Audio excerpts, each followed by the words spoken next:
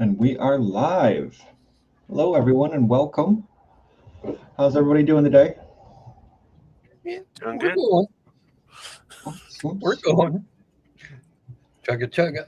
Yeah, we're going. So I was thinking, guys, it's been some intense energies today. How about a little drumming to get us started? Absolutely. Yes. Okay. So anyone watching, you want to follow along? 4 beats per second, guys. That's all we need.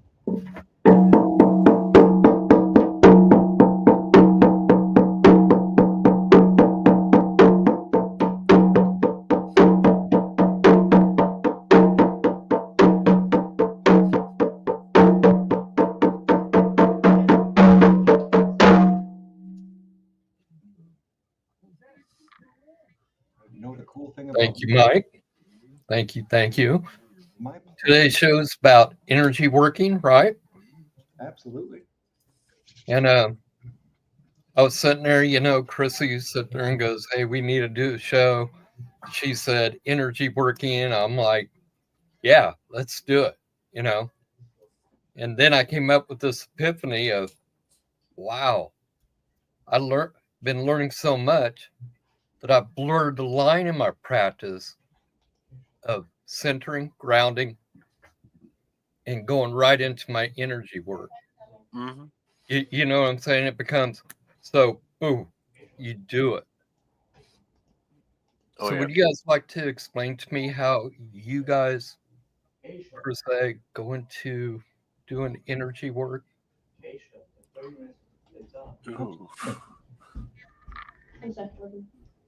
So I guess a good mention would be the use of trance states and meditation and building psychic awareness. So how you perceive this virtual world around you, and that will be very different compared to how other people will experience that, because we all have different strengths with how we see and perceive energy or feel energy. Yeah. Um, so for me, my grounding and centering, I absolutely love to do it outside as the weather permits. So I will go out nice sunny day and inhale um, the energy from the sun, so that bright gold energy, and then exhale and then visualize that energy going down the drain, pretty much down under my feet, and repeat that process to kind of ground and center myself. So I'm bringing that energy in, expanding it out through my body, and then pushing all of the stress and crud from the day down. That's great. How about you, Mike? Excuse me. I do something very similar. It's been a very important part of my practice every day to get as much sun as I can and get Mm. Yeah. all that golden light into me. And guys, the sun is not our enemy, it is our friend. We need it. And Yeah. Let me when tell you, I'm getting paler as winter goes, and it ain't so cool. right? I could use some of that vitamin D. But hmm anyway, you know, I, I was sitting there thinking about this, how do I direct energy? How do I work with energy? And I'm going to really take this down to a beginner level so that, Amy has a friend named Denise, and she's out in Boston right now. Amy is with her friend, and she was asking Amy about energy. How do you work it? How do you get to that point? And for me, it's about center and grounding. Then I let my chakras align. I center them as below, so above. We always start from the bottom down and work our way up. That's your root chakra, then your groin chakra, then your stomach, your heart, your throat,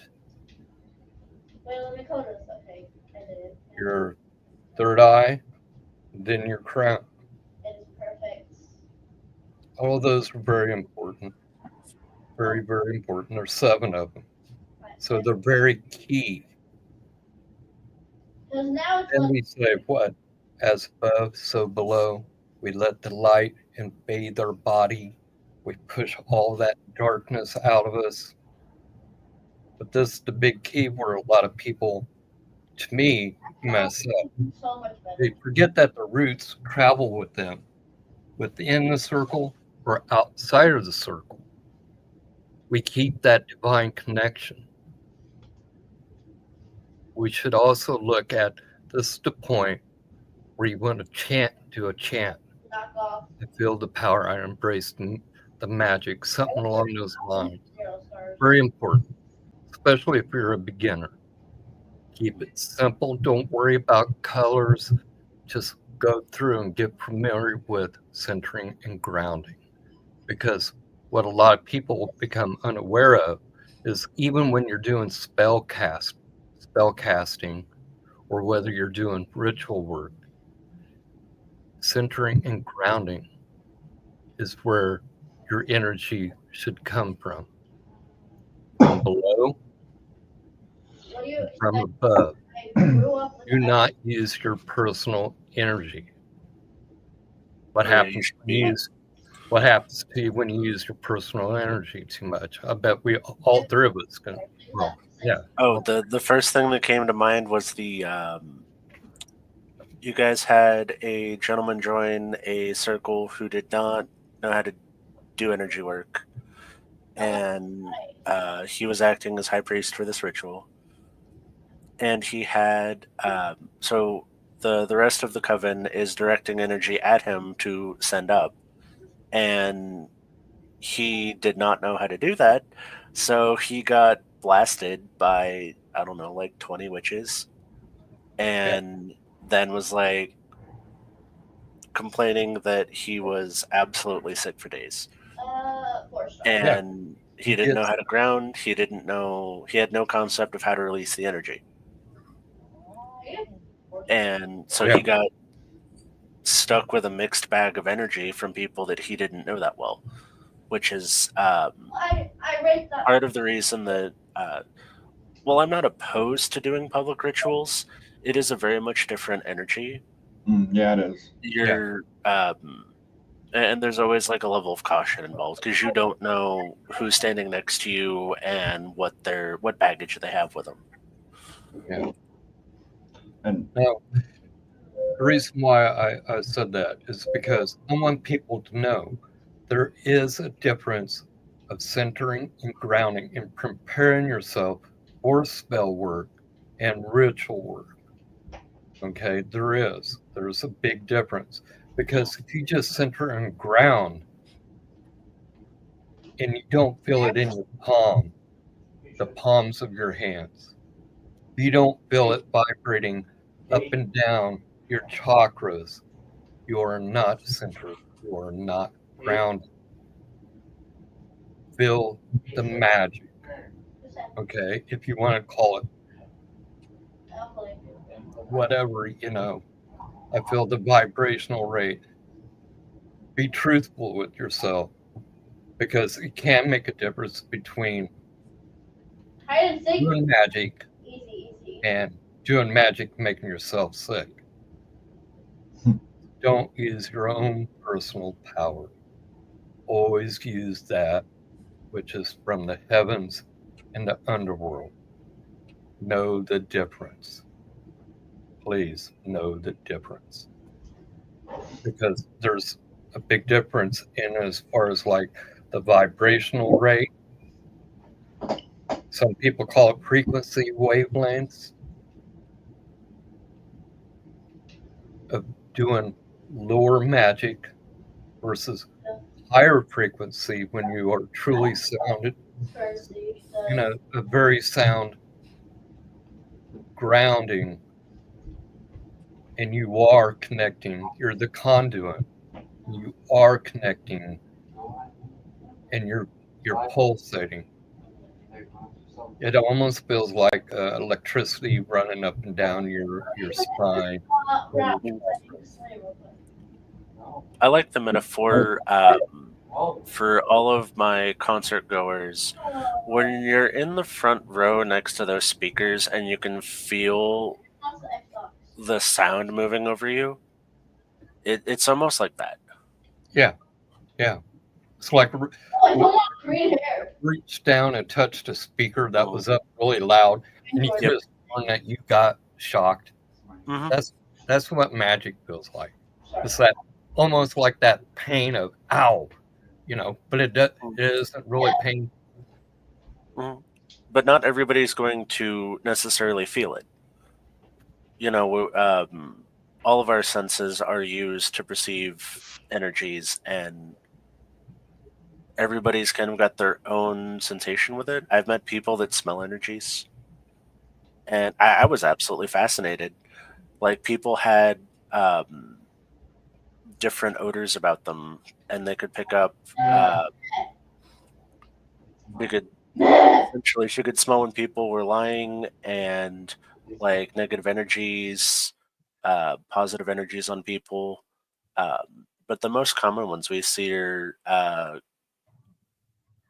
sight, feeling, and sight, feel, hearing is the common ones that I think for most people. Occasionally, you'll run into people that have um, clairgustance, which or clear, or they'll smell or taste. I've met one person with each. I'm not saying that they don't exist, but that's not a lot of people's strongest sense with it. Yeah. Right. And I'm glad you brought that up, man, because I've met a lot of people, and myself included, that have had those different Mhm. sensory experiences. And guys, once you get used to grounding, if stick your hands in dirt or your feet. If you can't go outside, you got a pot of Mhm. paint, stick your hands in there. That'll ground you. Go Oh hug yeah. your, go hang outside. But when we ground, we are open and more aware of all of our senses and how we can perceive the subtle energies around us in different perspectives. And Now, I can't like stress enough how much having good spiritual hygiene practices are. And I can say this till I am blue in the face. Keep up on your cleansing. yeah, Whatever methods you're using, if you smoke cleanse, if you do spiritual baths or showers, if you come home and you go touch tourmaline or obsidian, or stick your hands in salt, the dirt, any method you're using, keep up on it. And even if you're just doing it to get the daily ick off, you would be surprised how much crud you run into. I was a mechanic. I got in and out of people's cars, and people do all kinds of stuff in their cars. Like, and I'm thinking of the, like, you get off work and you scream a little bit in your car. Yeah. The energy, if it's not directed somewhere, is going to stay in the car. Hmm. yeah, Yeah. yeah. Yeah. It's a very personal space for a lot of people. It's where they get to go decompress. And Mhm. then, as a spiritual person, getting in and out of other people's spaces like that all day, ugh, just bring home the weirdest crud. So, to you guys, how important is centering grounding doing ritual work? Yeah. Absolutely center and balance before the ritual, and then I ground after the ritual. No, I'm a chubby kid. I will be the first person to tell you that. Um, I like using snacks and drinks to aid in grounding. Um, Now, those are a tool you can use to ground. Having snacks, drinking a bitter beverage like coffee, tea can help you ground. Um, but I still do my active energetic grounding process when I'm done with rituals so that I can um, bring that energy down after bringing it all the way up. Now, can you use centering grounding? Well, I know the answer to this, and it's very obvious. Centering grounding or ritual for me is I ground, I center, I cast a circle, I center and ground again. Hmm. Then I start calling to the quarters. Okay. Of course, we seal a circle 3 times, but I call to the elementals Then I call to what I call Grigori, which is the ancient ones. Then I call to God and Goddess and the divine. I make sure that I make the connection with center, which is always the divine. Would you guys agree with that? So in my tradition, I don't necessarily call the corners, but yes. I do. And yeah, I do the same thing. When I call each corner, I ground out of that energy before I move into the next one. Mm. Yeah. Yeah. The reason why I do it, I want to feel the higher vibration frequency, so that I know that when I'm calling to, like for me being a priest, to God, that I can actually bring to him. Or if I'm doing a evocation to the quarters, I can feel those energies moving. Mm. I am lifting the veils without question. Now the big question is, okay, I'm gonna go almost to oath area, which is how do we cast a circle? How do we manipulate that energy to cast a circle? Love that. Before we get to that real quick, though, we do have some questions in the panel here, guys. Or not really questions, but more a couple of comments. So, Kim, thank you for tuning in. Want to see Kim. the show, and really appreciate that you're here hanging out with us. And we have a comment from Benny. It says, energy can be manipulated as all things. We all have control over personal energy and can use wrath and to occur and misuse energy at hand. And then Benny also sends out a thank you to you, Nico, for your true words on any negative subject. Thought that was pretty cool. And that ties into our energy talk too, guys. Our words have power. They hold tremendous amounts of energy. We need to be mindful of how we use them. Mm-hmm. No, take it away, Chris. What about casting circles? How can a beginner cast a circle that they can utilize and, more importantly, feel or experience firsthand? Well, one, learn to create energy balls, because the same manipulation that you use to create energy balls can also be used to create the circle. We have to realize that when we are doing spell casting, that same energy can be used to cast spells. It's our intent. Our intent is very, very important. Yes, And the way that I do it, I let the energy come to my hand and I let it ooze onto my hand. There's no, I would call energy balls or anything like that. It oozes off my hand and I direct it as that. Well, for those that don't know what a energy ball is, what we're talking about, so if you rub your hands together, fun exercise, and you'll feel them get hot, and then you slowly pull them apart, you should start to feel a static energy, and then you move them apart, push them together, you should start to feel a resistance, and then I want you to picture between those two hands a sphere, and start mentally drawing a circle between your hands. And you're going to keep that circular motion going. And then you could start to feel that energy moving there. And then it'll vary person to person. It may feel like static, warmth, a vibration. Some people's cool. And this is your energy you're feeling. And then, so that is what we're referring to when we mention a energy ball. And then, similar to that, when we do circles, I always rub my hands. I'll clap them sometimes. It just depends. And that gets that energy flowing and opens up those points in the hands. And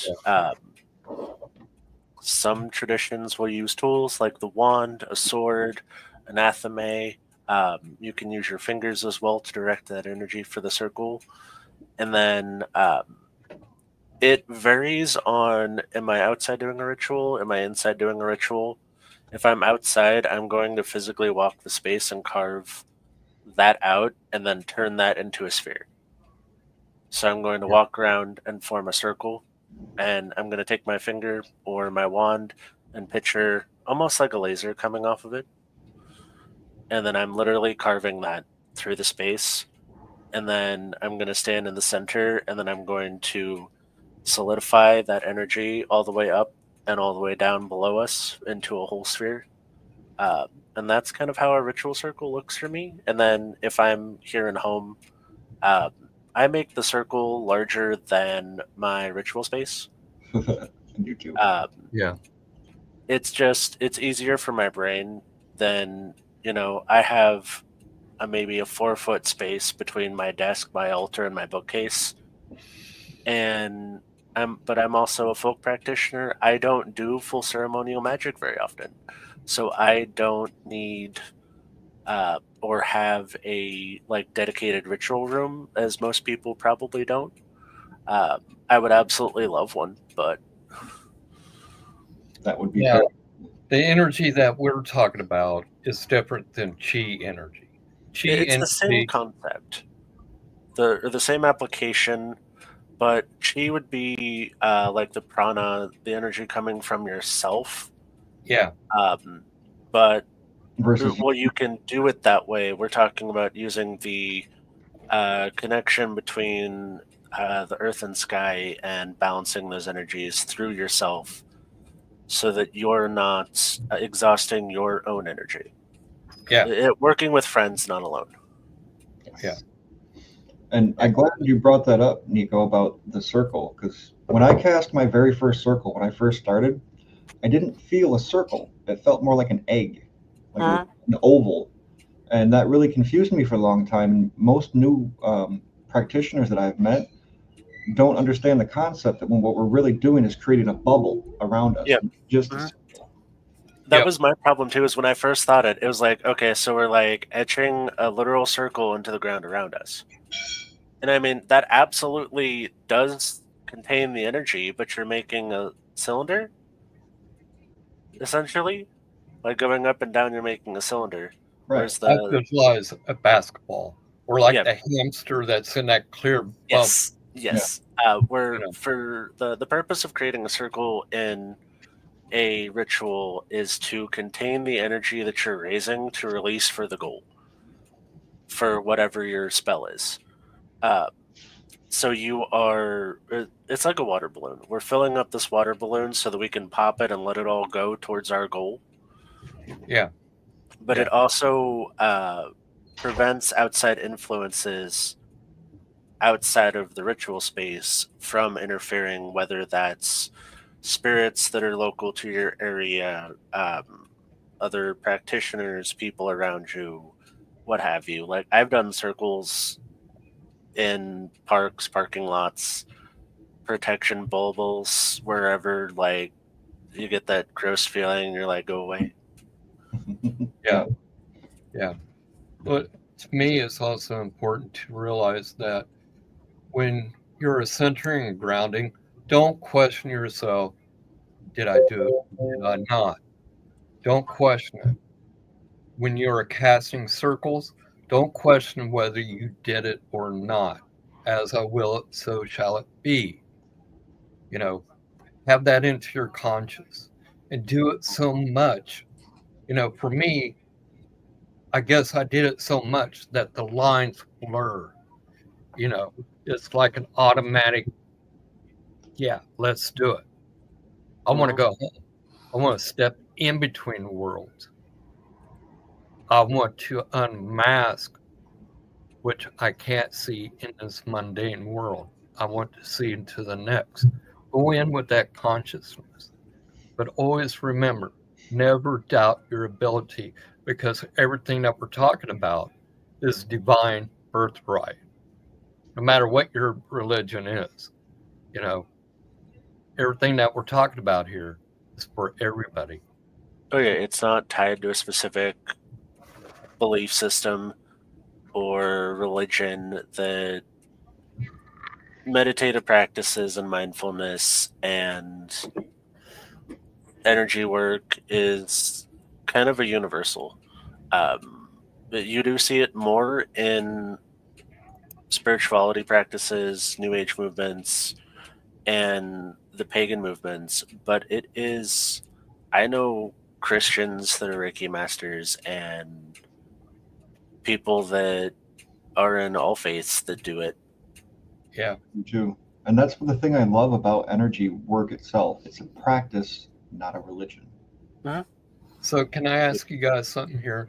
Omni Collective wrote this. Do you guys use chalk on the ground to clearly mark your circle? I have. So I use Cascaria. I used to. I use Cascaria in some cases. So if I am doing work with spirits and I am doing sigils on the floor, yes. Normal everyday practice, no.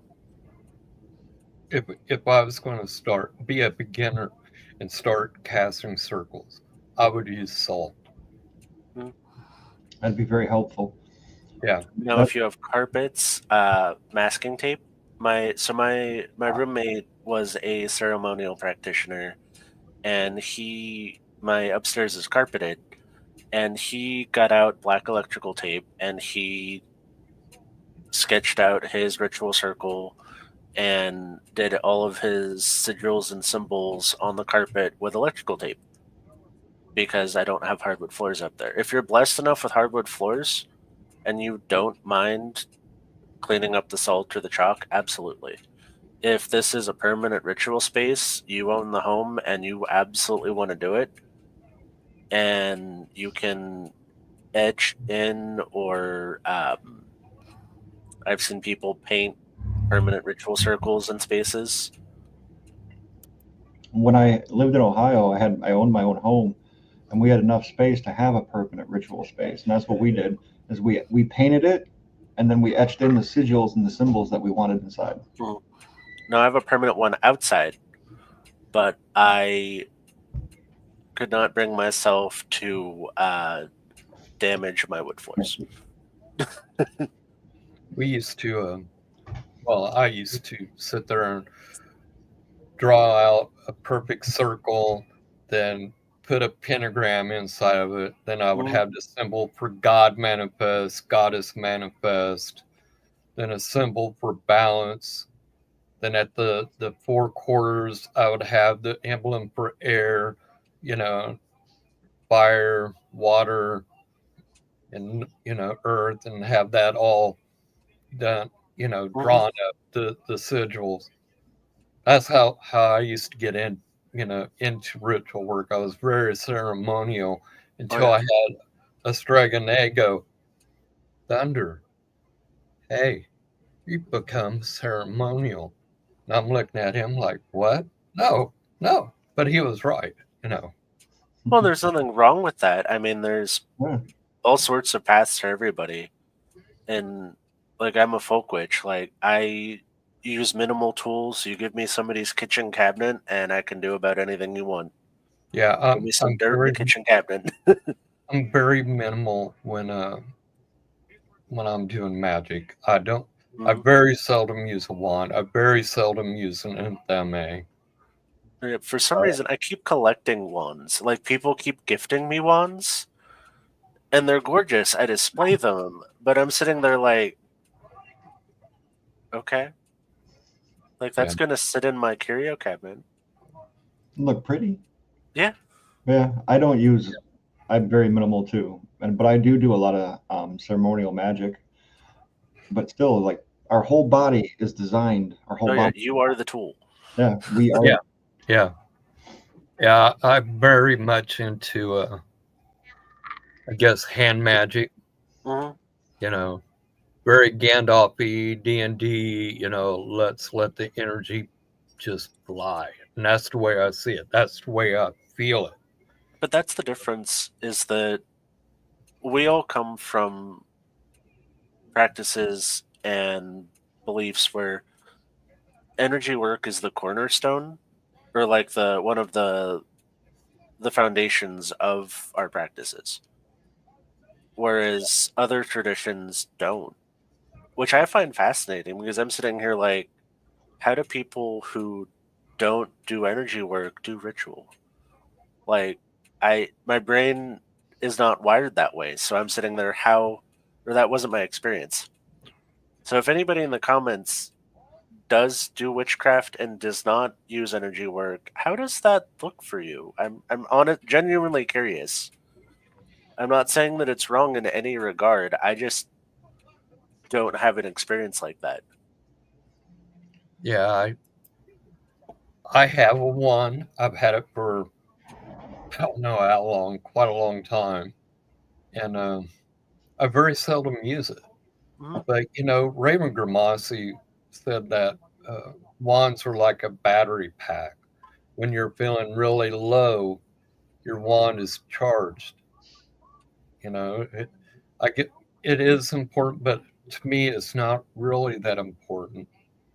You know what I'm saying? Because one is symbolic as, as above, so below, and so in between. Okay. Meaning overworld, underworld, Mhm. this world, mundane world. And I think people need to realize that a wand is a directive tool from Mhm. Hecate.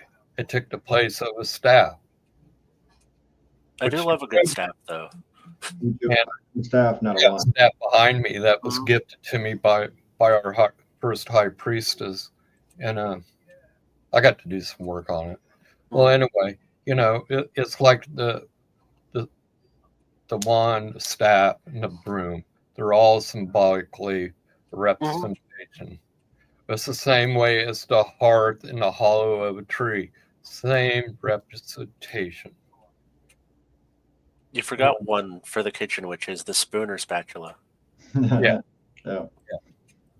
Well, I only thing I cook in the kitchen as far as magic is my oils, and that's about it. My ritual oils, and I just move on from there. Unless I'm cooking ritual bread or something like that, then the kitchen witch comes in. Mm-hmm. But That's interesting, guys. I'm interested to hear what are your thoughts on some good books for kitchen witchery? Ooh. One of my favorites. Ooh, where'd you go?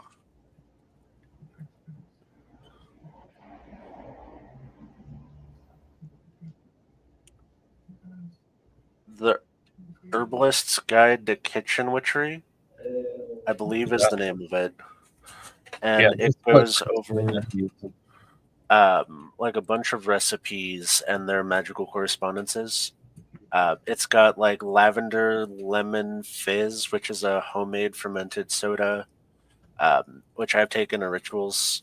It went over really well, and it's a cleansing agent. So I handed that out before we started ritual, so that everybody could cleanse and ground.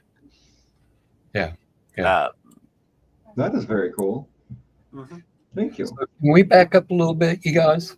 Yeah. Yeah, yeah. Back to the energy balls and Hmm. stuff like that, because you know I want people to understand, on no matter what their level is, the energy balls are very, very important.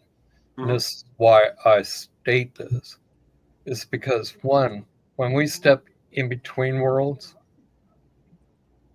we manipulate our energies, right? We create. Okay, it's like taking an energy ball and you create it into an apple. You take that apple, you take a bite of it, you taste it. Okay, once you take a bite of it and you taste it, smell it. Okay, very important points. Yes, they are. When you are finished with that apple, what do you do with it? You throw it down, right? You want to feel that energy leave your hand, throw it.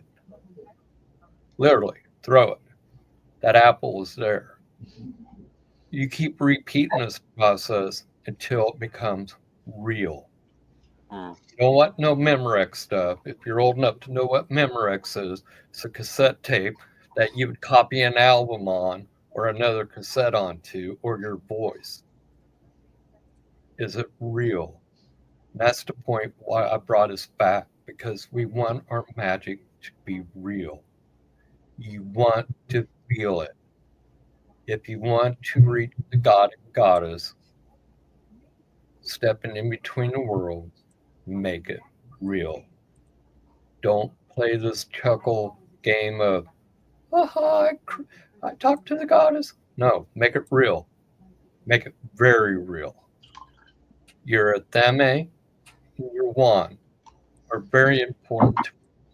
Make sure that you can create those on an etherical level. Make them real. Tools that you will need. And a lot of people say, how do you do that? Well, your intents, your thought forms, you know, make it real. As I will it, so shall it be. And I think that a lot of beginners, they fail to see things that are very self evident. It's like when we step in a circle and we're creating that circle, what are we actually doing? Well, we're charging all the magical tools that are upon our altar. That Absolutely. electricity, that magnetic electricity, spreads throughout our circle. Those who are around us, they get charged as well. For me, my energies are very heavy, hot. I don't know about the rest of you guys, but for me, it's very heavy and hot. I feel my energies within the circle. Mm. It is for me too. Yeah, The more I get warm. energy work, I'll start sweating. Oh yeah, I get hot, and like my physical body temperature raises. Like I get warm to the touch for other people, and it's different for everybody. But because I know some people get cold, especially if they're more aligned with like the water element. Yeah. My ex-wife did that. She would get super cold after Mhm. doing any type of energy work. I do too when I release the energy because I build up the heat and then release it, and then I get cold. Because for me the sensation of energy leaving me leaves a coldness. That's interesting because I don't. I get hotter. Like I just get hot. I end up usually taking a cold shower. Mm. Now, Oh, I so you believe must continually. You're still pumping. Yeah, I'm always connected. I notice a difference between when Chrissy casts a circle versus when I cast a circle. Her energy is more cool, as sublime, not as Mm. harsh, as rigid as my masculine energy. And I've Mm. noticed that quite throughout the years that, not everybody. Yeah, everybody's got a different elemental balance. Like some people will feel heavier with a specific element, Hmm. um, and you can learn to balance that. Yeah. Where, like, for me, I like to work a lot with water because I have a lot of fire energy, so I try to counterbalance myself. Yeah, you're one of the people where I'd go, oh, you need to go to the north. Go to the north. You need to Mm. bring balance to yourself.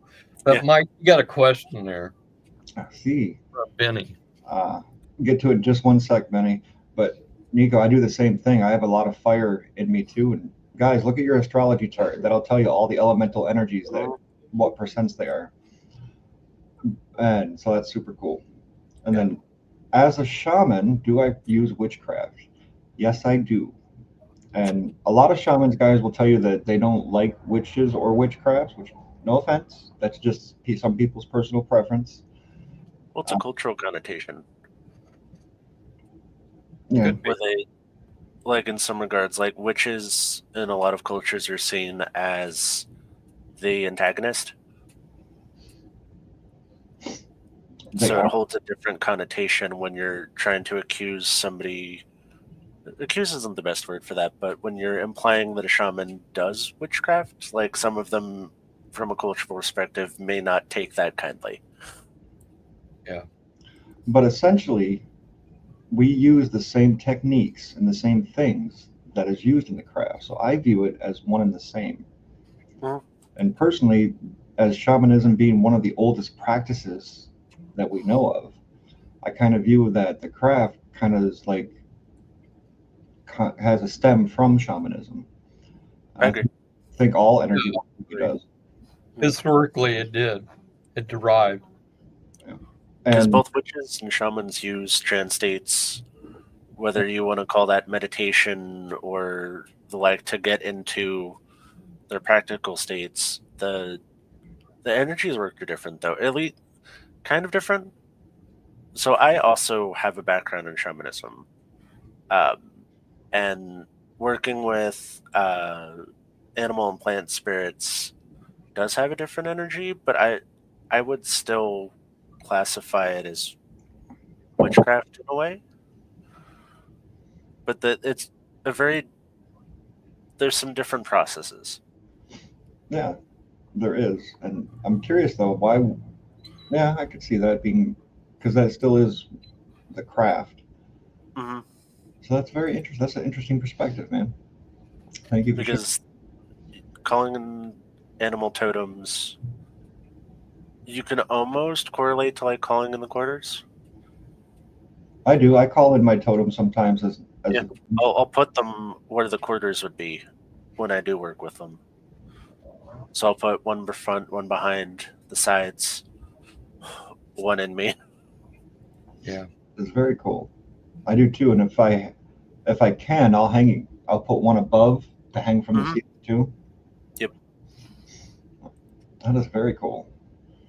Yeah, usually as far as like spiritual animals, guardians, um, dogs are very much part of me as well as the eagle.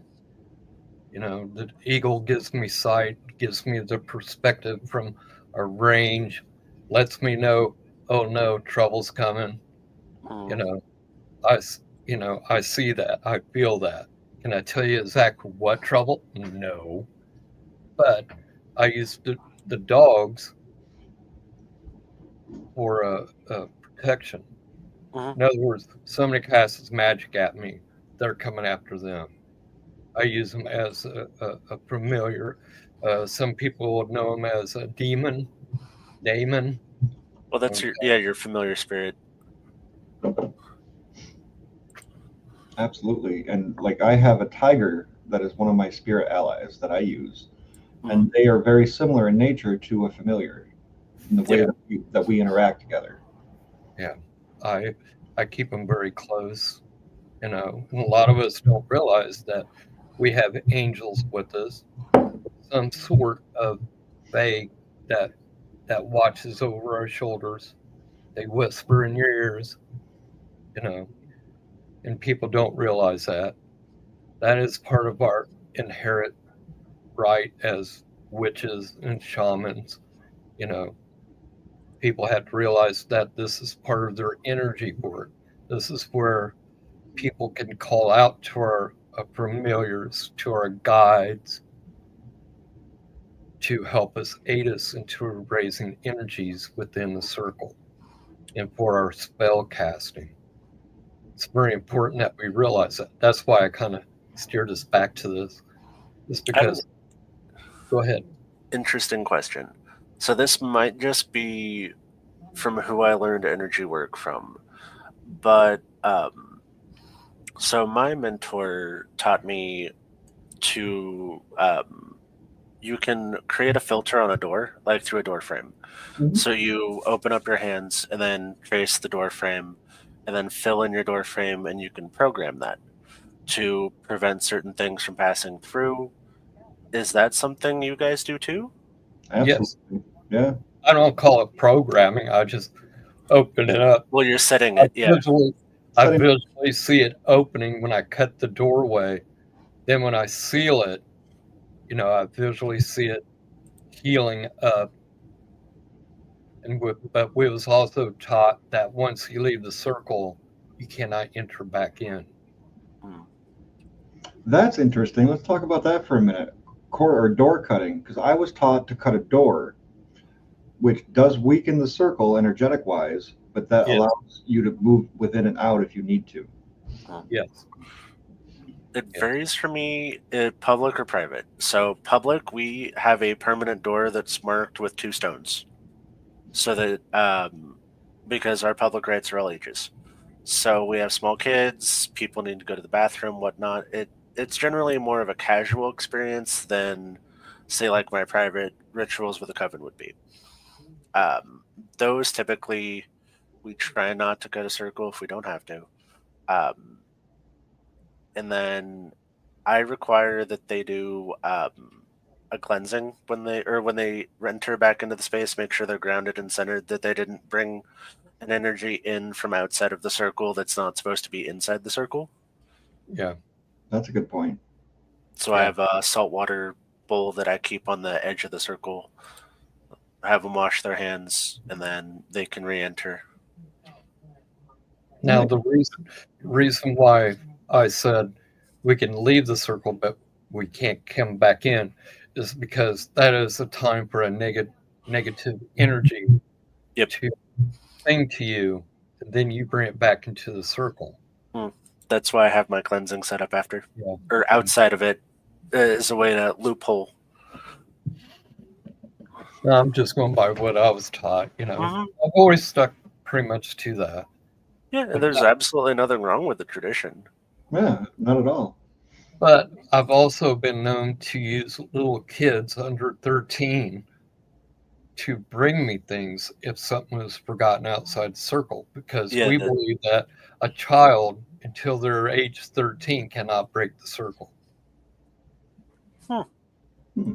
So, Can you break that you down? have little ones like, Curious hey, about it. grab that for me, bring it to me. Can you That's break that interesting. down, man? Because why? Like, what is the significance about the child being 13 or younger? Because at that age, it's like they're coming to age. When a woman becomes a woman, a boy becomes a man. They know right from wrong. Do you Yeah, guys so it's based understand what? off of objective purity. Yeah, yeah, That is very cool and very interesting.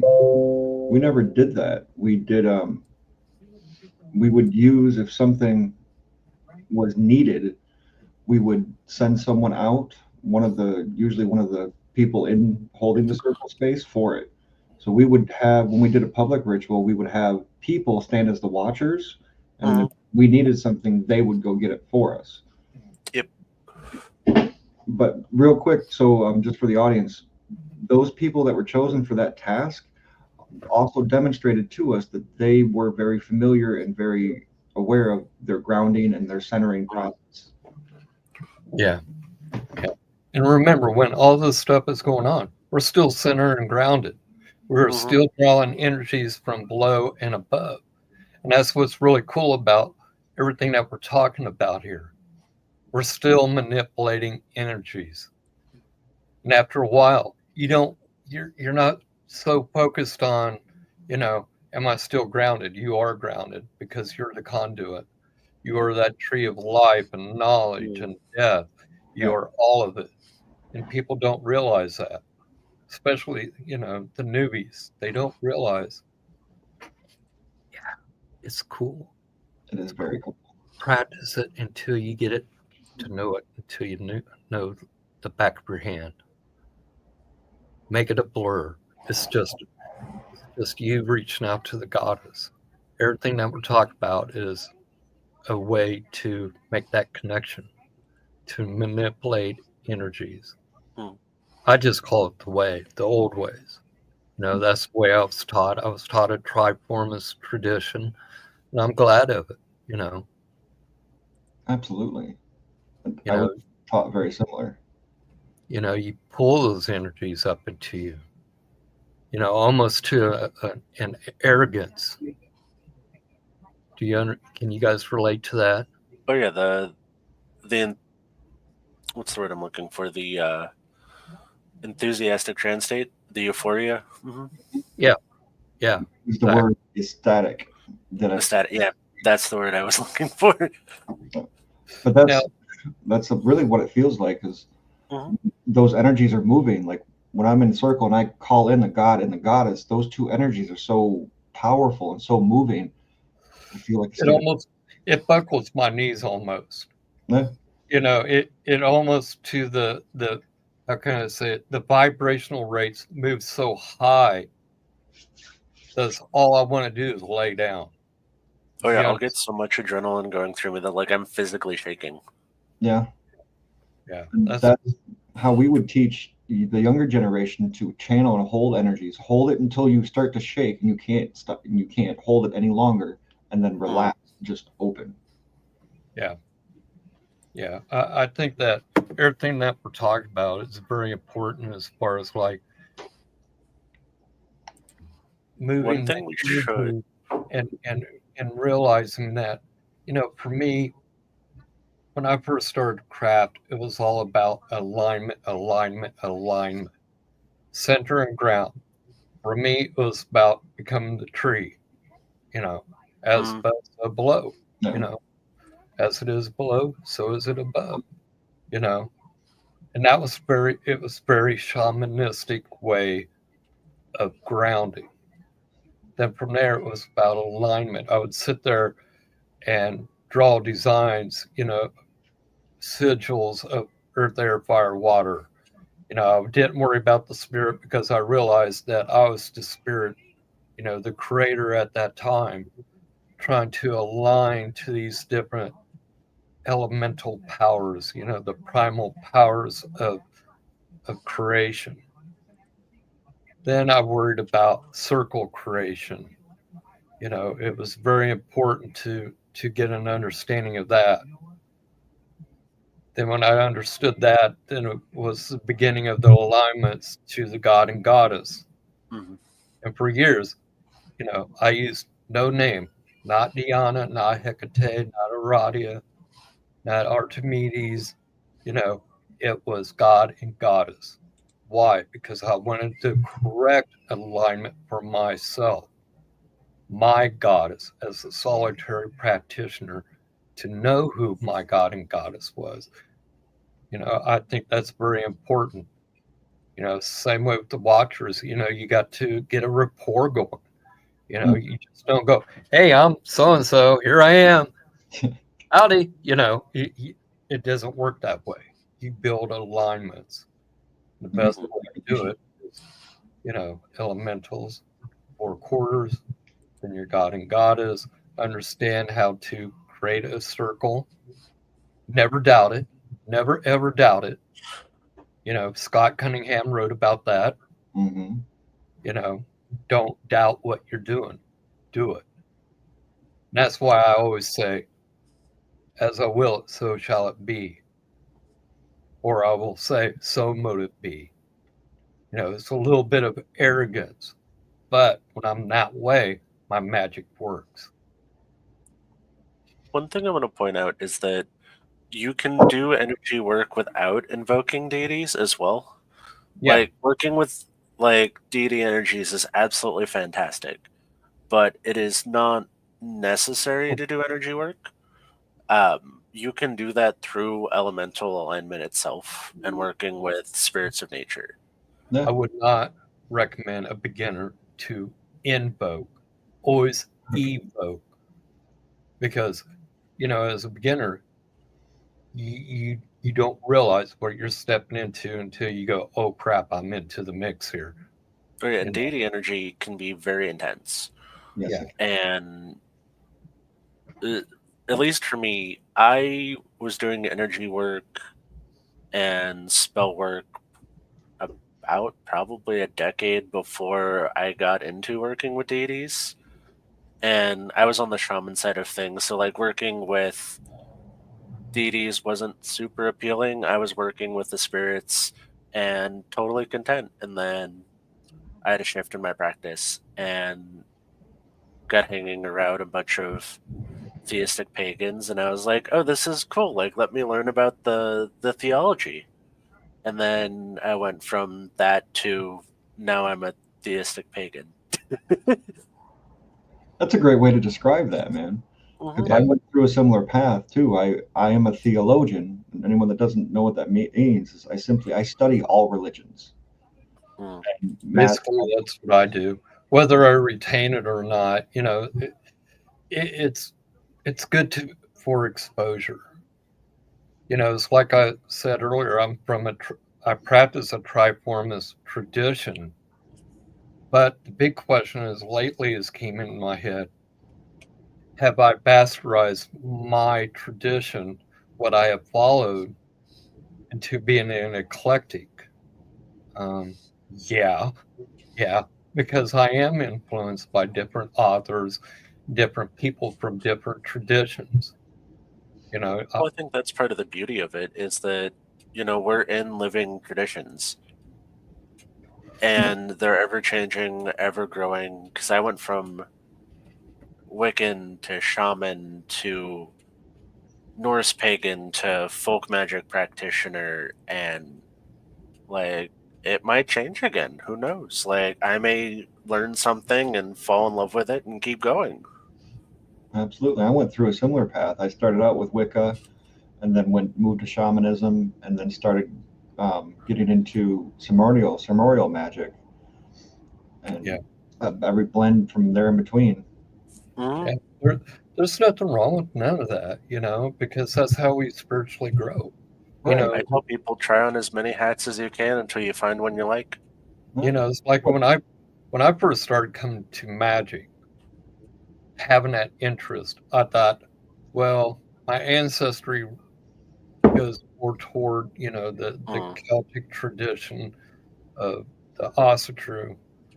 And then I found out, no, Thor had a different idea for me, so he kicked me over to witchcraft, which at that time I'd identified as Wiccan. You know, to me, that's the safe word. Then I sit there and go, no, I am a witch. Pure simple, I am witch. And, after that first initiation, you know, like I said, magic started happening, started clicking. Mhm. It manifested, and I didn't realize why. People started coming to me right after my first initiation. Did I know what the hell was going on? No. But what I did realize now is, now that I've matured more into my path, why did people come to me after my first initiation? Well, if you're initiated into Stragaria, there's only one initiation. One. You get your hierarchy of priest, priestess, high priest. If you want to say that within that tradition, I don't think there is one. Is that you become that priest and priestess after your first initiation. Mhm. You become that initiate. There's that blurred line. And usually Stragaria is hereditary, whereas I'm not hereditary, I'm lineage. Mhm. There's a big difference. We also believe that, since we're talking about witchcraft abilities of, manipulation of power, of energy, we inherit from our priest or priestess who initiates us some stint of their capabilities. Well, if you think That's about it, that initiation ritual is a binding ritual. It binds you to the coven and to that person to an extent. And in most cases, trying to avoid oathbound information, but the high priest or priestess generally holds that binding as a given for you maintaining your coven status. yep, yep. I'd have to agree with that. You can see that. Yeah, One of the most interesting things that I've always sought in a mentor or teacher is one that didn't make me have to do a ritual to bind myself to them. Yep. Because I never wanted to be bound to one particular way. I wanted to learn from all ways. Yeah. See, in mine, and since I'm the one with the oath on it, I'll speak on it. When I do my initiation rituals for my group, I return, well, I do the binding to their, not, I don't bind them to the coven. I give them their measure. I return their measure to them in good faith. So I don't hold their binding, they hold their binding. That way they can leave it, or they have free will, they can leave when they choose. Yeah, well, we always have that rule within our coven stead, freely we come, freely we go.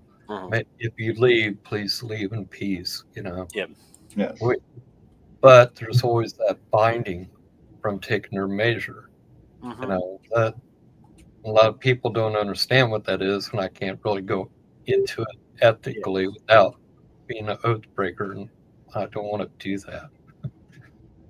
I was trying to tiptoe it as well as I could. Yeah, well, it's hard to.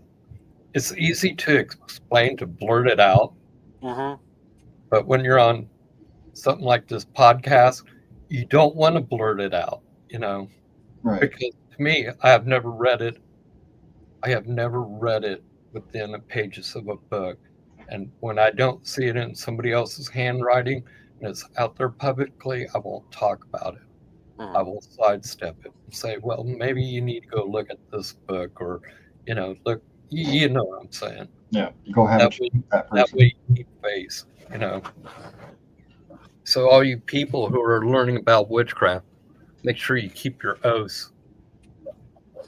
Yeah, yes. There is a level of secrecy in some traditions, not all traditions, but typically when you work within a group, there are rules and taboos that you are expected to follow, and those generally are, you may tell people you were meeting, you do not tell people what you were doing during the meeting, and you do not tell who you were with. Yeah, you never expose another witch without their permission. Yeah. And but I'd have no issues being like, I'm gonna go do a moon ritual on this day. See, actually, in real, how can I say this? Actually, we're not even supposed to be talking about witchcraft on a public forum. Well, yeah, if you follow the witch's pyramid of secrecy. Yeah, the Magus laws. But I feel that we live in an age where, how can I say this? You gotta bust down the doors. The world is becoming dark place. And I think that we do need to stick out, and we need to take a high moral point of return back to your gods. That's mostly why I do this, for me, is to point out to people we are accountable for what we do, what we say, whether it's truth or lies. The goddess sees no color of skin. She don't care about your political background. It's about being spiritual and returning, because I believe that if everybody learns how to center and ground, that this world would be a better place, but because then we're in contact with the higher divination, whether you call it the Holy Spirit, Yeshua, God, Goddess, Peter Pan, or whatever, if that's what you worship, then you're living a better life. You know when to say, you know what, I'm kicking rocks. Later, you guys, I don't need this negativity, move with the spirit. Be true to yourself. Simple. I have an interesting and tricky question. So, how do you feel about people using energy work in a negative sense? So instead of doing good, doing healing, for protections and things, about the malefic and baneful aspects. Because there are people that do it. Yes. Sometimes Yes. it's needed. Yes. How do I feel about it? Um, I believe that justice spells are a necessity. Hmm. I do believe that banishing spells are a necessity. Because look at the circle that we run. We're witches. We're going to come up against that upstart that thinks he's high and mighty, self righteous. I could say, I could do anything that I want. I don't care how bad I hurt you. Um, I believe in that. Hmm. But I do I not believe in just outright looking at somebody and saying, I don't like you, I'm going to curse you. I Is agree. that, There's a level of morals involved. yes, But I believe in the duality of nature as in my practice. So nature is as kind as it is cruel. And but I have a weird worldview. So in my folk magic practice, there's a large portion of it that is specifically dedicated to countering negative witchcraft and yeah, breaking things like curses, um, spells, and like specifically harming witches. yeah, Um, and the counter, of course, is the baneful work in that. But it's always there's always a line for me of like what I would wish upon somebody, and like I'll be honest and say that I go to my high priest and priest or high priestess and priest, and we'll clear something with them and be like, hey, this is the situation. This is what I'm thinking about doing. Am I too far in my emotions? Like, am I trying to like jump into my ego and go full anger and just like go F you? Or am I justified in my thought process? that's why I always say give yourself 24 hours to think about your Hmm. actions. Yeah. Because if you do it with vengeance, vengeance is going to come back at you. Yeah. Yeah. No matter how much you think that you're going to sit there and go, oh, well, I didn't think about this. Well, the person that first, they're messed up. I almost said the F word, but they're messed up because what so and so did to them. Hmm. But was it just? You know, is it really just? Hmm. That's why you give yourself a time period. You know, a day, Oh yeah. 3 Typically 1 to 3 days for weeks. me. You can't just react with anger Hmm. because when you throw that anger out there, that's a negative. That negative is going. I Hmm. believe in the law of attraction. It's going Exactly. to come Oh yeah. back. And I that's got interesting with the spiritual warrior, like samurais, for example. If they were sent out to kill someone, they would do so without any anger in them. A prime example of the story is the samurai was sent out to kill someone who owed the Lord a lot of money and was just being really nasty and whatnot. And when the samurai got there, the guy spit in the samurai's face. He turned around and walked away. He came back 3 days later and then killed the man. Someone asked him why he did that. He said, because when he spat at me, I became angry and I could not strike. I had to Mhm. calm my emotions before I could take that action. yeah, yeah, Oh yeah. Well, and I think that's one of the things that kind of goes hand in hand with energy work is learning emotional regulation. Hmm. You need to be aware of your emotional state and how to regulate that. And that is a huge part of doing energy work because that's going to ultimately uncenter you. yeah. I agree with that. I believe that any word that's said between two people can always be worked out. Hmm. Physical punishment cannot. Is that grounds to curse somebody? Well, for me, if I'm in the wrong, then I deserved it. Yeah. I'll take my hits. If I'm in the wrong and I realize it, I will take my hits like a man. You know, Oh, absolutely. but if somebody hits me out of anger, I'm going to strike back, either physically or magically. Hmm. You know, you're When not I'm at sure the about age voice. where You know, it, if I can settle something physically, I will. But if I got to take somebody to the altar, I'll do that if I need to. But Will I bind it's somebody? mundane before magic. Now, here's a good question. Would you bind somebody instead of cursing them? Yes. So for me, um, I either will take people and leave them in the graveyard to put rest to a situation or a person, kind of as a banishing ritual. Banishing doesn't work, I'll bind. Binding doesn't work, and this person is just an absolute pain in my behind. I may pursue other measures, but I put the limitations on myself where I don't directly wish people like physical harm where I can help it unless it's truly grievous. I will, however, put very difficult lessons in people's lives. I'm a huge proponent of what they call the forced healing spell. You're gonna learn something and you're gonna grow Yeah. because like I don't like repeat offenders. I don't like having to return somebody to the altar. If that means that you need to I need you to grow as a person so that you don't repeat the same issue. Because if you prove to me that you're going to repeat the same stupid cycle, the lesson gets harder. Yeah. Yeah.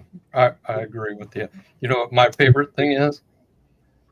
I call it the red hot chili pepper freeze the motherfuckers freeze their ass. I ain't gonna mess with them. I'm gonna put the fear of God in them by putting fire to their feet, but I also want them to get the hell away from me. So I'll Uh-huh. put a freezer and say, no more. I'm not messing with you no more. Now, my favorite, so I do a lot of ancestor work. I will do my research and find out who their most recently deceased ancestor was, and I will go contact that ancestor and I will tell them to go handle their child. And let me tell you that when Granny comes to pull you by the ear to get your stuff straight, you gonna listen. Yeah. Yeah, Whether she comes with that frying pan or not is not my decision. That's hers. I do the same thing. I call it, like you said, forced healing. I call it awareness. I'm going to Hmm. you with awareness. I hope you will understand and are open to the experience that you created. Oh yeah. Or we're the kind of the karmic free version of the like the mirror spells where I hope you get what you've put out Yeah. in a way where it's like you're forced to self-reflect, but also you will have a direct reaction to the good and bad that you put out. So based solely off of how you treat people is kind of like the law of attraction. I put them in a law of attraction box Yeah. where what I you're like, going to put out, you're going to get back and you're going to sit in it. Yeah. yeah. Yeah. Send back to cinder spells is what I call Mhm. those. Make them what they try to reap upon you, you send it back to them and say, no, not Mhm. today, not today. That's the way magic should be. Yeah. Send it back. Send But it. once in a while, I get carried away, and Oh, I absolutely. do freeze people. Absolutely. I will bind them. I have no problems. Mhm. Oh yeah. I love calling to Radia or Hecate. You know,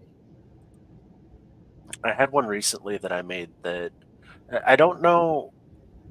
One of my spirits told me that I needed to make it, and I don't know exactly who it's for or why I need it yet. But I have one that slowly claims a person piece by piece to be claimed by the spirits of the underworld.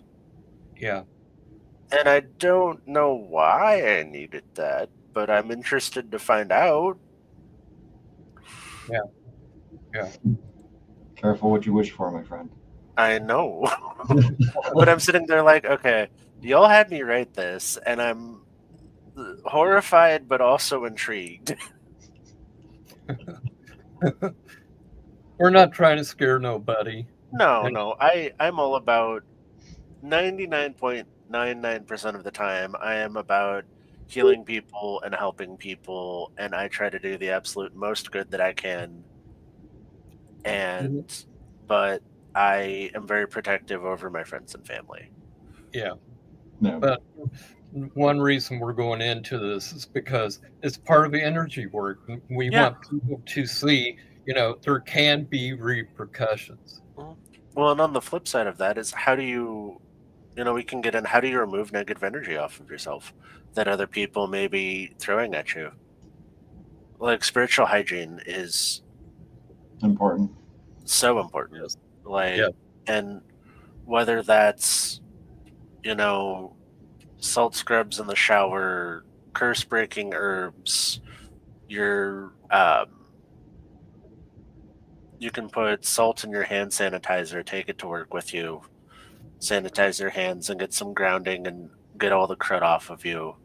Um, Take a lemon, dab mhm. it, cut it in Lemon and half, salt. get the end all juicy, stick it in some salt, and have a bowl of salt outside of your shower. Sit there Mhm. and scrub that negativity off you. Oh yeah. Yeah. And it's One of great the for ones. exfoliating the skin too. Yeah. Yeah. One of the ones I have is I have a bowl of river stones that in an empty basket that sits next to my front door.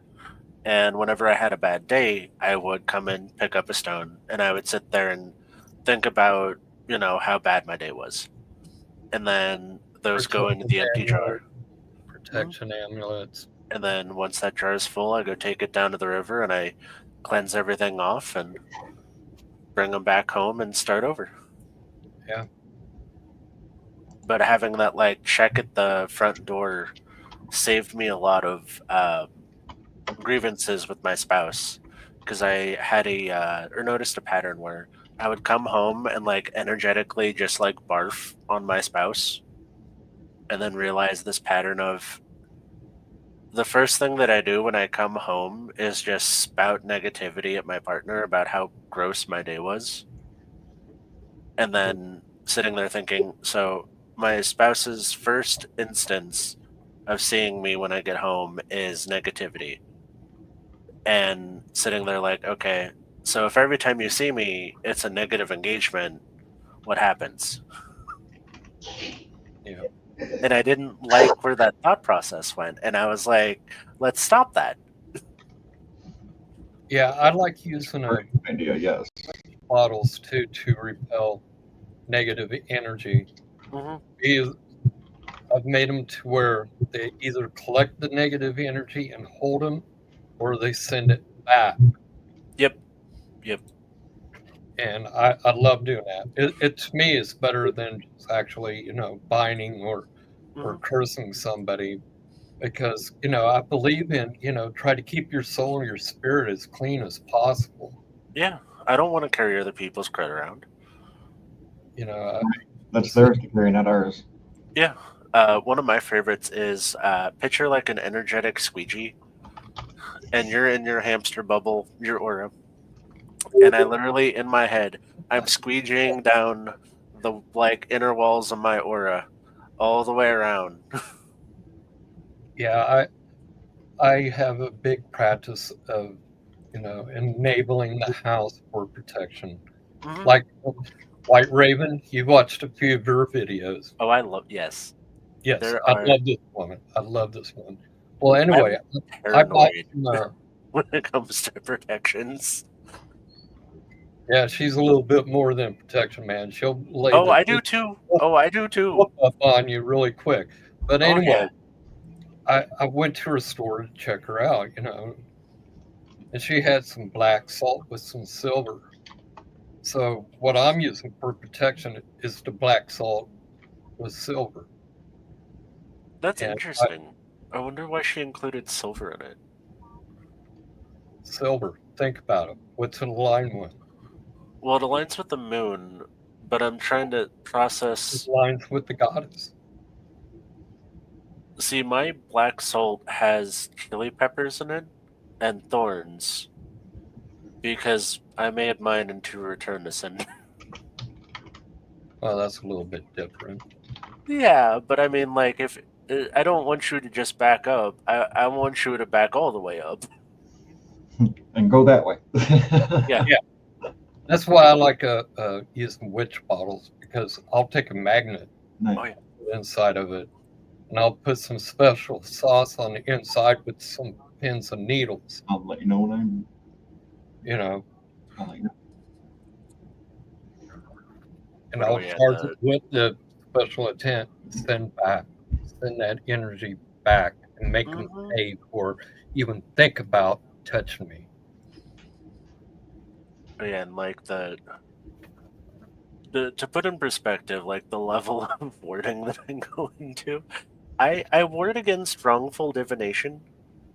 Yeah, If you attempt to divine on me without my permission, you get the inside view of my little chaotic ADHD jar, which is just filled with a bunch of garbage and shiny things. So you can enjoy reading my ADHD in a jar, but good luck. yeah. You'll go Just- around and around and around. Oh yeah, like enjoy the hamster videos and the like everything else that's within the But all of this, what's really interesting? It all deals with energy work. Oh yeah. Just Well, H. Ballard had a fantastic viewpoint on it. Is anybody can light a candle and burn herbs,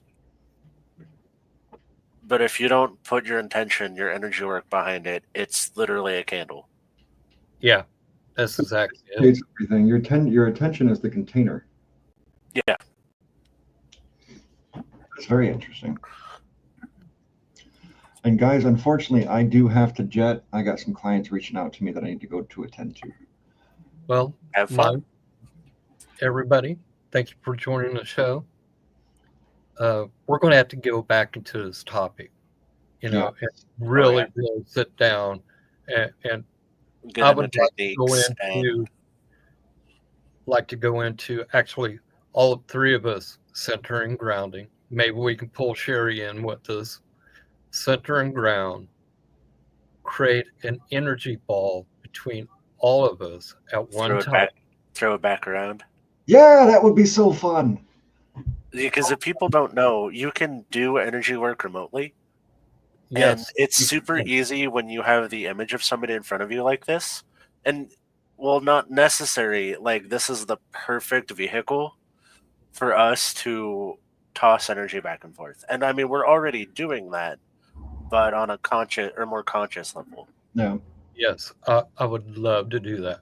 Go through and actually take people through centering and grounding and having them raise the energy so that they can feel their higher self come to life, and have people in our comments, actually reach out and feel the energy. I would Oh yeah, love we can move the energy on some of our guests, or use Sherry or one of us as a test subject and have one of the others move energy on the other person and kind of verbalize like what that feels like.